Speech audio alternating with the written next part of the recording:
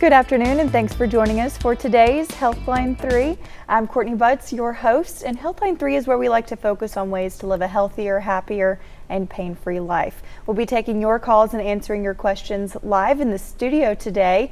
We'll be opening the phone lines soon, but as a reminder, make sure you're in a quiet room when you call with your TV turned all the way down so that we can hear your question. That number to call is 318-219-4569, and today's topic is nutrition for cancer prevention and survivorship.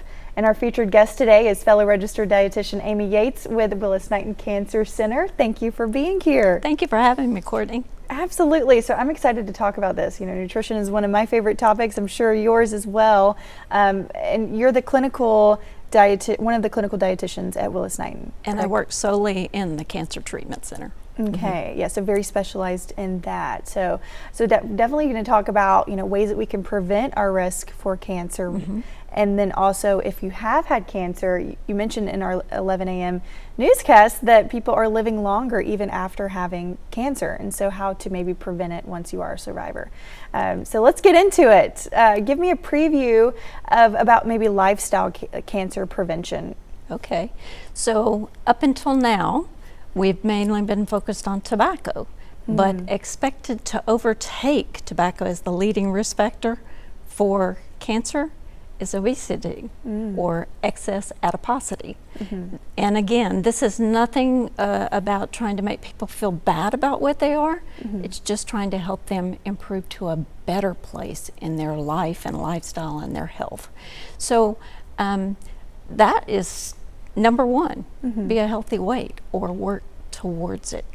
The way we actually determine if somebody needs to lose weight, for a man, if their waist is above 40 inches, definitely is in that really high category.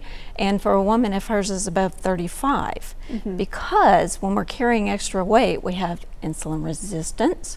And when you have insulin resistance, that's an inflammatory condition that kind of predisposes you for cancers. Right.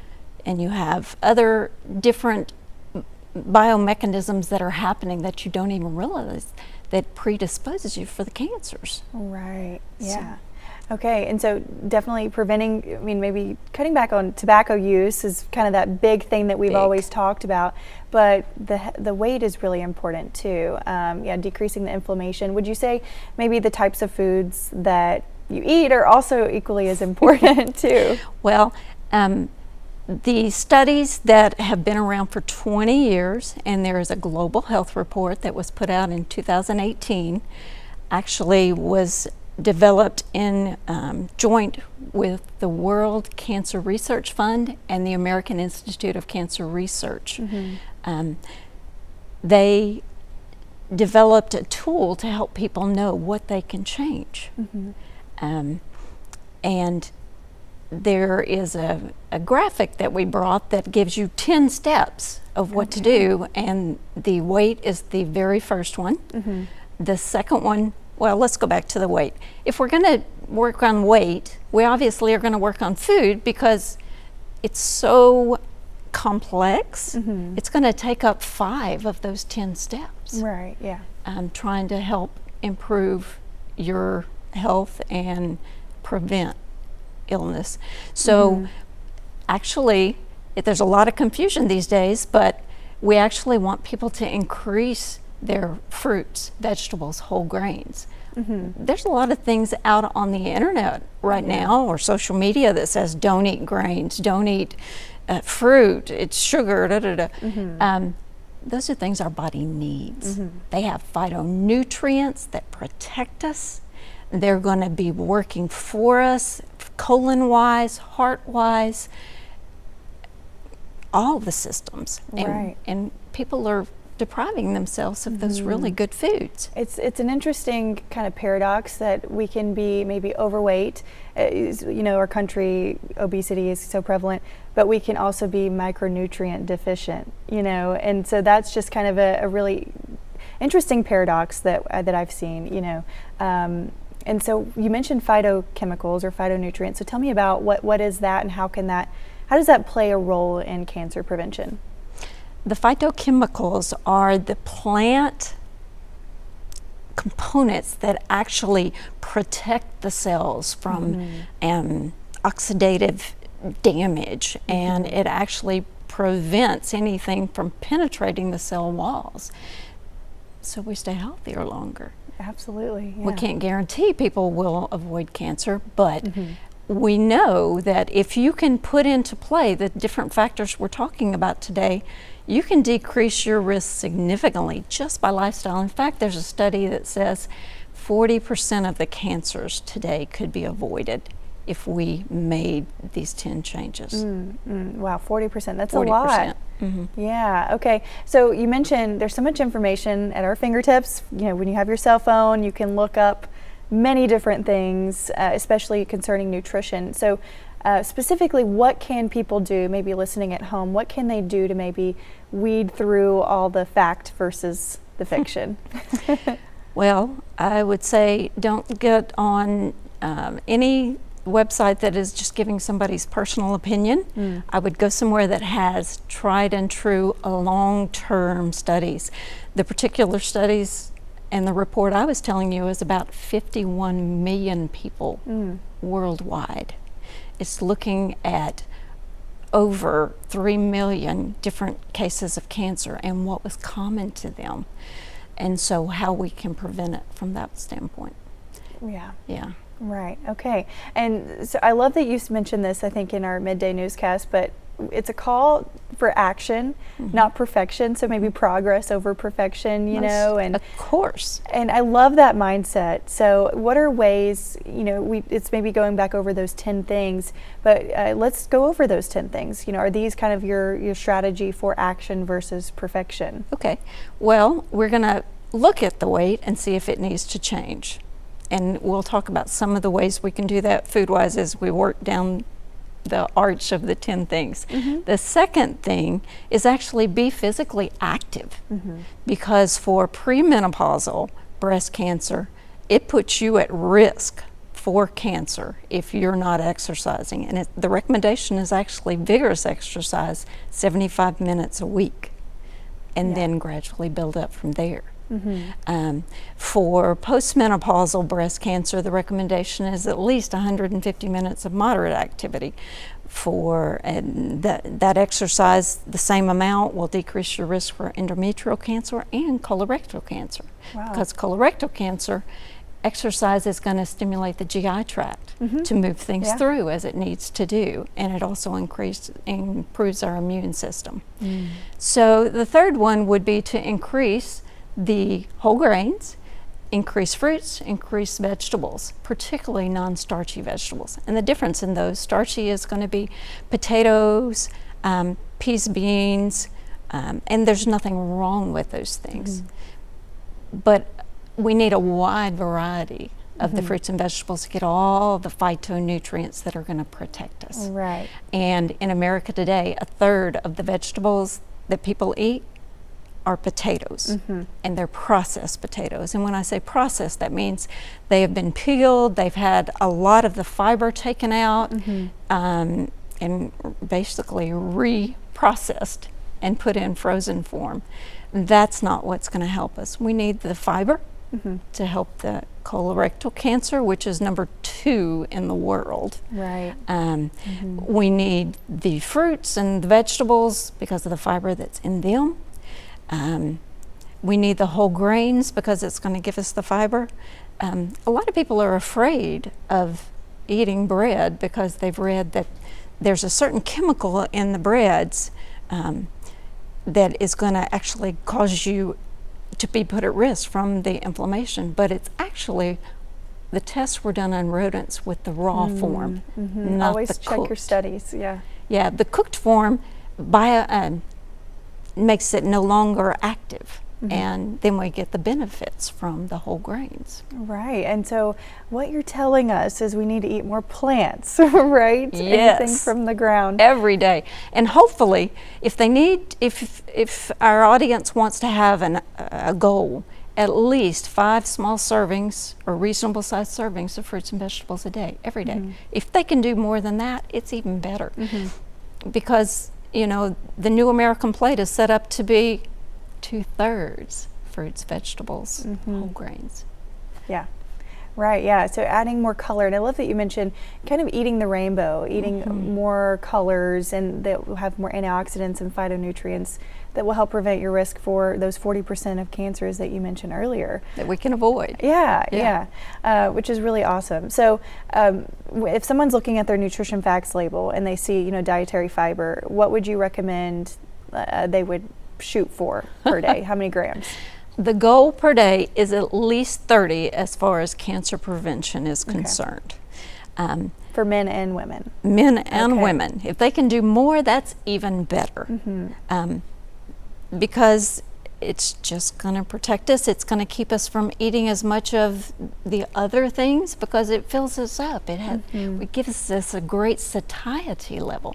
If we eat a lot of processed foods, so those are the foods again that don't have any fiber in it, and they've been reprocessed and they've been peeled and all that, those things don't fill you up. Right. So you have to eat more and more of them. So when I'm talking about those foods, I'm talking about the crackers with absolutely no fiber.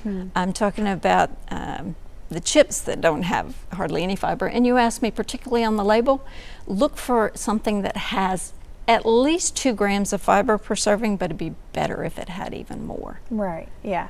And 2 grams, it seems a little bit more attainable. So start there and then, work your way up. Right. Especially if you haven't had any, you might want to start small because you might have some GI upset. True, it's a gradual process. Make sure you do plenty of fluid, i.e. water, to help push the things on through. Some really great vegetables it would be a good idea to add in. Sweet potatoes, great source of fiber. 6 or 7 grams of fiber from a small sweet potato even. Another one would be an apple with the peeling on it. Another one would be an orange. Another one would be Brussels sprouts. Yeah, there's so many beautiful vegetables. And people haven't tried them, so they don't know that they're wonderful. Exactly, and maybe I always say to season them like you would your meat, so they taste a little bit better. Instead of, to me, I do not like steamed Brussels sprouts. I could not do them. Now I can roast them, and I'm like, okay, these are really good. But yeah, experimenting with them, see what you like. Yeah, for but sure. I'm proud. You kept trying till you found a way you liked it. Yeah. And think about it. If we had a mushroom and we put seasoning like we were going to do meat, that mushroom taste and the texture is similar to a medium rare steak. Yeah, good point, for sure. Okay, so we talked about being at a healthy weight, being physically active, and eating foods from plant sources, fruits, vegetables, whole grains, and legumes and beans, peas, all the things with lots of fiber. So what's our next thing on the spectrum that we want to focus on? Well, we actually talked about eat fewer of the highly processed things. Things that have added sugar or added fat, chips, crackers, things like that. It's not that you should think I can never have these again, but that's not where your focus is. Right. You're trying to protect this one body that you have. And this is a big way that you can do it. Right, yeah, so maybe instead of thinking, oh, I can never have these fun foods, these things that I really enjoy, maybe prioritizing, the really healthy, fiber-rich foods first, and then maybe have your fun foods later. Maybe having like that mindset. Maybe, or when, we aim for at least 75-80% good, good for you, healthy for you. And then there's a little bit of room for some of the things that aren't as good, but it's what you do most of the time that matters. And the next fact would be decreasing red meat, because red meat and processed meats are associated with colorectal cancer. And again, that's number 2 in the world as far as cancer numbers. So red meat actually can cause problems with the GI tract, carcinogens. It actually can increase an oxidative process from the time it goes in your mouth to the time it gets to your stomach. So it's not that you need to totally avoid red meat, but decrease it down to no more than 12 to 18 ounces of red meat a week. So an ounce is about the size of a boiled egg.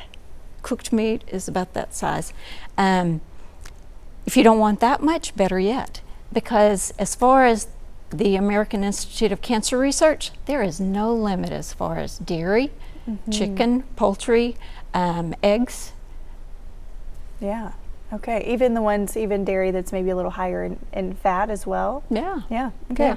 Do you know, as far as the meat, decrease the red meat, those recommendations are not based on what the fat in the meat does as far as the cancer risk. It's just the heme iron, the red iron blood, rich blood in that meat. Yeah, and that's probably one of the maybe the harder ones to stick to for people in Louisiana. We love our red meat, right? But the next one may be harder for people that isn't big for you. The next one is eliminate or greatly decrease sugar-sweetened beverages. Yeah. Because in America today, 50% of Americans are having at least one soda or sugar-sweetened beverage a day. That just increases insulin resistance and inflammation. It increases weight, so that's going to increase the risk of 12 different kinds of cancers. Right, yes, and we'll put a pin in that and come back to that because I think that's really important. But we do have a caller on the line. Nick, thanks for joining us, and what's your question? That section is really important. So we do have a caller on the line. Nick, thanks for joining us, and what's your question? Yeah, my question is, why is she saying that red meat is cancerous when we all know that red meat is not? We need that iron content. We need the iron that is in that meat for our blood. What'd you say your name was? Nick. My name is Nick. Hi, Nick. Nick. Yes, we do need iron. You're exactly right. To keep our hemoglobin and hematocrit up to a level to carry the oxygen to the different parts of our body that we need.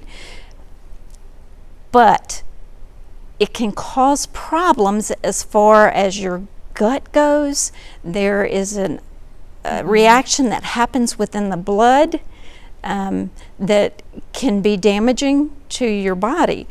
There are so many other things you can get iron from. Green leafy vegetables are a great source. Dried fruit is another really, really good source. Even fish and poultry, other Fish sources. and poultry does too, yeah. It's not, and dairy, of course, has iron too. I'm just telling you, these global studies that have studied all these cancers have said what they have in common: a high red meat intake, and it predisposes you to colorectal cancer in particular.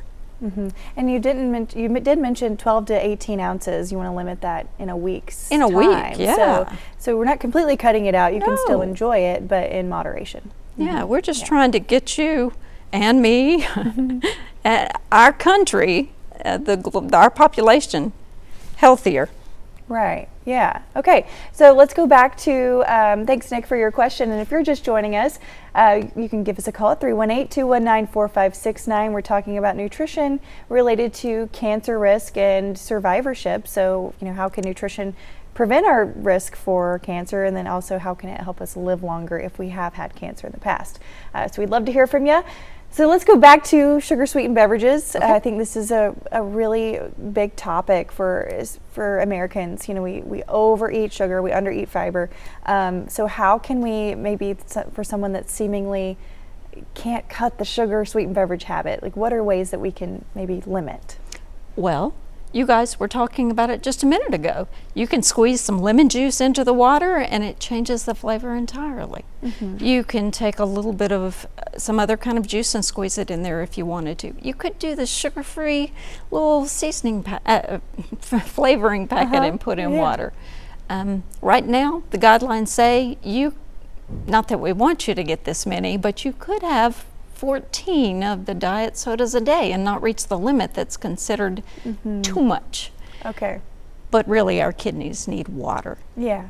It could be seltzer too. Especially the dark colors, the phosphorus, not great for the kidneys too. So we have another caller, Tim. Thanks for joining us. And what's your question? Yes, hi. I'm wondering, I got two questions. One is what she thinks about the keto diet as it relates to cancer, and then my second question for an older senior citizen, like 70, having all the aches and pain, can you tell me what foods are non-inflammatory and which ones to avoid that are inflammatory foods? If you have time for that last part. Thank you. Tim, yes, I'd be happy to answer that. Keto is going to be a temporary fix because nobody's going to continue to eat just meat and fat. We want things that can help you for the long term as far as keeping the weight off, because increasing weight as we get older actually is really detrimental as far as prevention of cancer goes.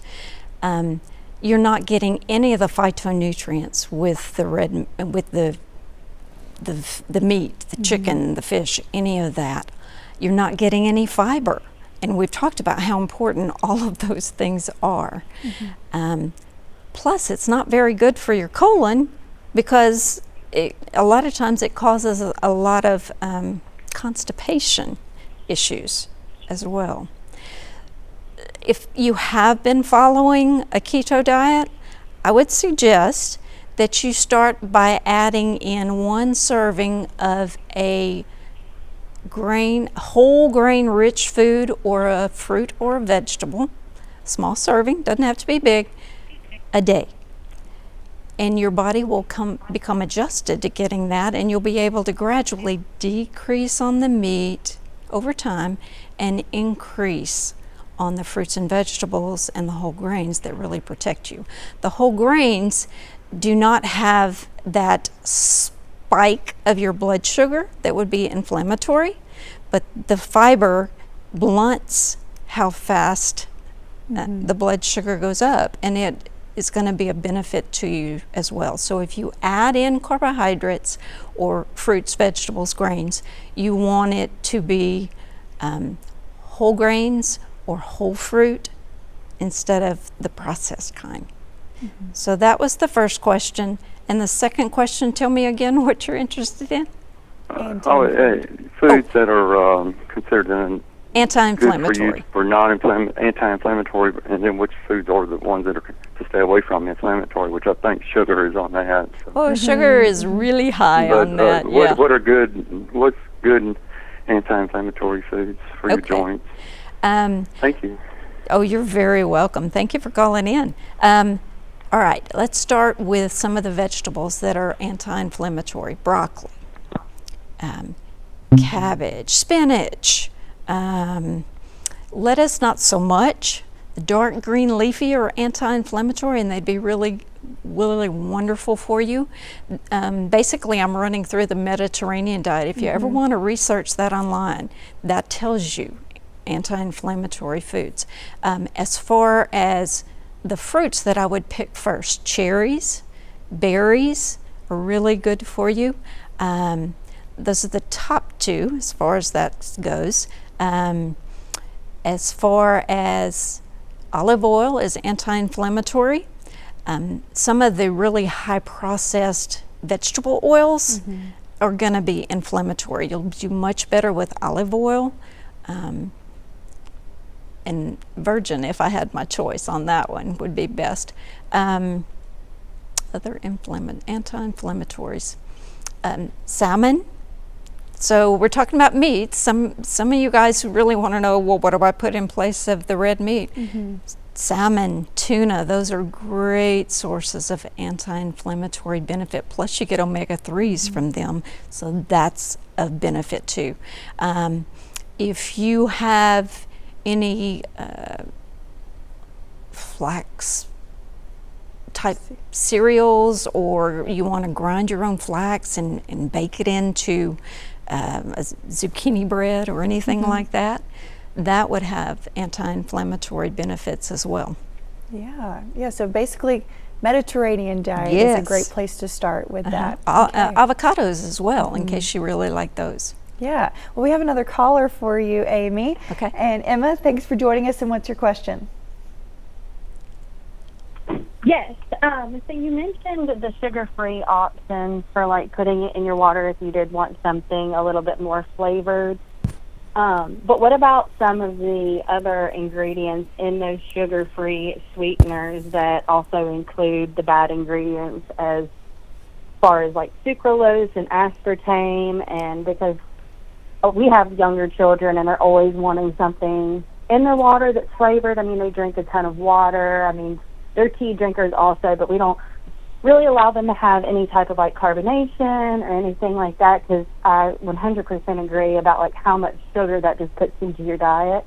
But it's really hard whenever you go to like the grocery store and the dyes and all the sugar-free products, but they have to be sweetened with something, and so they add these chemicals, sweeteners. Other than like the sucralose, there's the aspartame, and a couple of others. Truvia would be another one that you might want to try. You can always, if you're trying to protect your kids from all those additional things that are added, get a little orange juice and pour a little of that in it. You can put just a very small amount.